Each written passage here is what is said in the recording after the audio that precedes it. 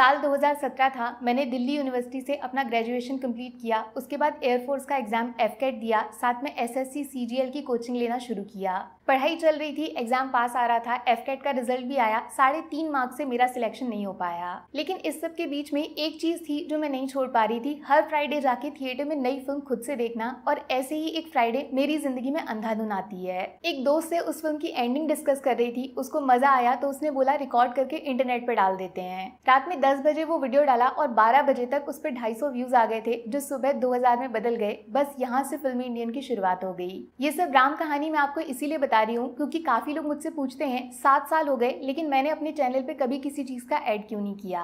क्योंकि ड्यू से 3 साल की डिग्री लेने के बाद भी जो चीज मुझे खुद का रिस्पेक्ट नहीं दे पाई वो एक 3 मिनट के वीडियो से मिल गया। इसीलिए ना मैं अपने चैनल पे कभी ऐड करती हूँ और ना ही जिंदगी में कभी करूंगी। और ये पूरी 7 साल की मेहनत सिर्फ 7 सेकंड्स में वही लोग मुझसे छीनना चाहते हैं जिनकी फिल्मों के लिए 7 सालों में रात दिन मैंने बिना रुके काम किया है और शायद वो ये जानते तक नहीं है। पिछले हफ्ते 5 सितंबर को बहुत सारी मूवीज आई, मैंने सारी देखी, सबका रिव्यू डाला और जैसा अक्सर होता है कुछ लोगों को वीडियो पसंद आया, कुछ को नहीं आया। जब मैं किसी का रिव्यू कर सकती हूँ तो लोग मेरा भी रिव्यू कर सकते हैं, इसमें कुछ गलत नहीं है। सबको इस देश में फ्रीडम ऑफ एक्सप्रेशन की आजादी है। तो मेरे वीडियो पे अच्छे खासे व्यूज हो गए थे, लेकिन फिर संडे को पता चलता है उस वीडियो पे सीधा फिल्म के प्रोड्यूसर ने खुद के चैनल से कॉपीराइट स्ट्राइक डलवा दिया है। पहले मुझे लगा कुछ मिसअंडरस्टैंडिंग हुई है, कुछ एरर हुआ होगा। कॉपीराइट स्ट्राइक पहली बार नहीं हुआ था, काफी बार हो चुका है, लेकिन बात करने से हमेशा सॉल्व हो जाता है। इसीलिए मैंने प्रॉपर लैंग्वेज में सीधा अपने शब्दों में बहुत रिस्पेक्ट के साथ उनकी मेल आईडी पे अपना प्रॉब्लम शेयर किया और उनके रिप्लाई का वेट करने लग गई और अगले दिन पहले की तरह वीडियोस डाल के आगे बढ़ गई।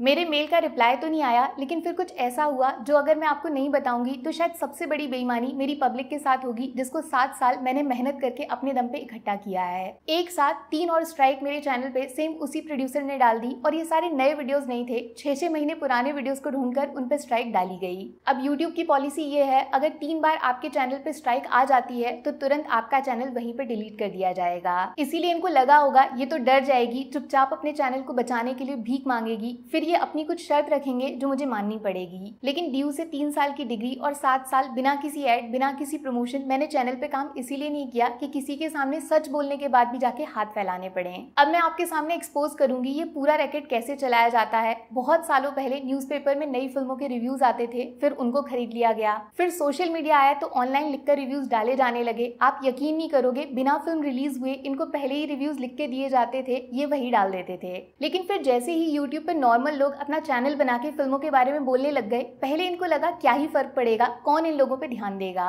लेकिन जैसे ही ये फिल्म रिव्यू कैटेगरी बड़ी हो गई तो इनको टेंशन होने लगा, इनको कंट्रोल कैसे करेंगे, ये कोई मुंबई में बैठे हुए दोस्त रिश्तेदार तो है नहीं। तब इन्होंने क्रिएटर्स को कांटेक्ट करना शुरू किया, कुछ पैसों से मान गए तो कुछ को एक्टर्स के इंटरव्यू का लालच देकर उनको खुद से जोड़ लिया। मेरे पास भी ऑफर आया था, मैं नाम नहीं लूंगी, शायद बॉलीवुड का सबसे बड़ा प्रोडक्शन हाउस है, दूसरा ओटीटी का एक बहुत बड़ा प्लेटफॉर्म है, लेकिन मैंने आज तक किसी को रिप्लाई नहीं किया, सिर्फ अपने काम से काम रखा। तो मेरे जैसे लोगों के लिए इन्होंने रास्ता ढूंढा है कॉपीराइट स्ट्राइक्स का। रीजन बताते हैं, मैंने वीडियो में इनकी फिल्म का फोटो यूज किया है। नाम में ही कॉपी और राइट है, किसी चीज को कॉपी करके खुद को उसका मालिक बताना, ये होता है कॉपीराइट। भैया तुम्हारी फिल्म तुमको मुबारक, ये कोई नहीं बोल रहा कि वो फिल्म मैंने बनाई है और ना ही तुम्हारी पूरी की पूरी फिल्म मैंने अपने चैनल पे डाल दी है। किसी चीज के बारे में कॉमेंट्री करने के लिए, उसके बारे में रिव्यूज देने के लिए उसका फोटो यूज किया गया तो वो फेयर यूज में आता है, उससे फिल्म का बॉक्स ऑफिस कलेक्शन मेरे अकाउंट में नहीं चला जाएगा। बॉक्स ऑफिस से तो इनको लेना देना ही नहीं है। कोमल नहाटा सर ने विद प्रूफ बताया था कैसे आजकल फिल्म मेकर्स खुद अपनी फिल्मों की टिकट खरीद रहे हैं। जो एक्स्ट्रा खर्चा ये आजकल करते हैं वो हम जैसे क्रिएटर से वसूलना चाहते हैं कॉपीराइट स्ट्राइक्स डाल के। सोचो अगर प्रेमानंद महाराज कॉपीराइट स्ट्राइक्स डालने पे आ जाएं तो इंडिया में 50% यूट्यूब और 50% इंस्टाग्राम चैनल्स अभी आज डिलीट हो जाएंगे। लेकिन उनके बारे में बात करना, राधा रानी, भगवान कृष्ण के बारे में बात करना, यही तो वो चाहते हैं। इसके लिए वो कोई कॉपीराइट स्ट्राइक नहीं देंगे, जितना उनके बारे में बात करोगे उनको अच्छा लगेगा। फिल्म क्रिएटर्स का भी यही काम है, वो फिल्मों के बारे में बात करते हैं। ये उनके लिए भगवान जैसा है, उनका करियर है, रोजी रोटी है। कोई ईमानदारी से काम करेगा तो उस पर स्ट्राइक डाल दोगे। अगर टारगेट करना ही है तो पायरेसी वेबसाइट्स को जाके करो ना, वो तो बिना डरे पूरी की पूरी फिल्म थिएटर से रिकॉर्ड करके इंटरनेट पे फैला देते हैं, उनको क्यों नहीं मिलती कॉपीराइट स्ट्राइक। और ज्यादा शिकायत है आपको, मैंने आपके फोटोज यूज किए तो ऑप्शन होता है क्लेम डालने का, उससे उस वीडियो से जितना रेवेन्यू आएगा वो पूरा का पूरा उस चैनल को चला जाएगा। लेकिन ये उनका इरादा ही नहीं है। जितना मैंने टोटल यूट्यूब से कमाया है 7 सालों में, उतना ये 7 मिनट में रोज कमाते हैं, फिर भी सोचो शांति नहीं मिल रही है। इनका क्या इरादा है? एक न्यूज सुनी होगी आपने थोड़े दिन पहले, बहुत सारे प्रोड्यूसर्स मिलके एक मीटिंग करने वाले हैं जिसमें नेगेटिव रिव्यूज डालने वाले इन्फ्लुएंसर्स, रिव्यूअर्स पे क्या एक्शन लेना है वो डिस्कशन होगा।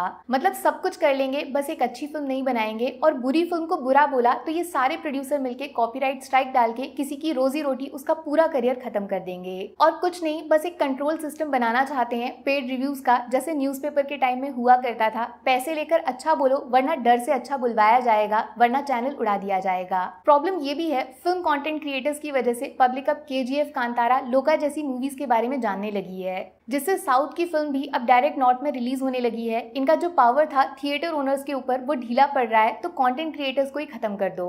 सेम यही केस हुआ था मोहक मंगल के साथ भी। उसके चैनल पे 2 बार स्ट्राइक्स डाल के उसको अपने हाथों की कठपुतली बनाना चाहते थे, 45 लाख तक डिमांड कर रहे थे। भाई अगर पैसे ही चाहिए ना तो आप बहुत गलत इंसान को टारगेट कर रहे हो। ना तो मैं ऐड करती हूँ और ना ही आप लोग मुझे खरीद पाते हो। पैसे कहाँ से लाऊंगी मैं? मेरे पास जो है बस वो ये पब्लिक है। और मैं यकीन से बता सकती हूँ ये सिर्फ मेरे साथ नहीं हो रहा है, बहुत सारे लोग इस चीज से मेंटली परेशान होंगे। सोचो बड़े चैनल्स पे ये सब खुलेआम कर सकते हैं तो छोटे क्रिएटर्स को कितना टॉर्चर करते होंगे। अब बस बहुत हुआ, डरना नहीं है। जैसे मोहक ने ये मेल लिखा था, मैं भी same to same prime minister of India Narendra Modi और minister of information and broadcasting Ashwini Vaishnaw को लिखने जा रही हूँ freedom of speech plus power का मिसयूज करने के लिए। तो नीचे दोनों की मेल आईडी शेयर कर दूंगी। अगर आपको भी किसी ने इसी तरह डराया धमकाया है तो सारे मेल्स, जो भी मैसेजेस आए हैं, कोई कॉल रिकॉर्डिंग है, सब कुछ इकट्ठा कर लो, सब बता देना। लेकिन हम सबको बचाना पब्लिक के हाथों में है। आप लोग जिनके लिए हम काम करते हैं, कोई भी क्रिएटर आपसे मदद मांगता है तो प्लीज एक बार उसको सुन लेना। बस लोग सब देख रहे हैं और अच्छे से जानते हैं इस सब के पीछे मास्टरमाइंड कौन है, ये ऊपर तक पता होना चाहिए, उसको एहसास होना चाहिए। मेरी टेंशन मत लेना आप, ये चैनल डिलीट करवा देंगे तो हो जाने दो, दूसरा बना दूंगी। मैं अपने नाम को मरने नहीं दूंगी, फिर से पब्लिक कमा के सच बोलना शुरू कर दूंगी। मैंने आज तक कभी अपने चैनल को लाइक सब्सक्राइब करने को नहीं बोला, बट प्लीज लाइफ में मेरी कभी कोई बात अच्छी लगी है, मेरी वजह से कुछ अच्छा देखा है तो ज्यादा से ज्यादा लोगों तक इस वीडियो को पहुंचा देना, शेयर कर देना, ट्विटर, इंस्टा चाहे जहां डाल देना। मैं कॉपीराइट स्ट्राइक नहीं डालूंगी। Take care, bye bye.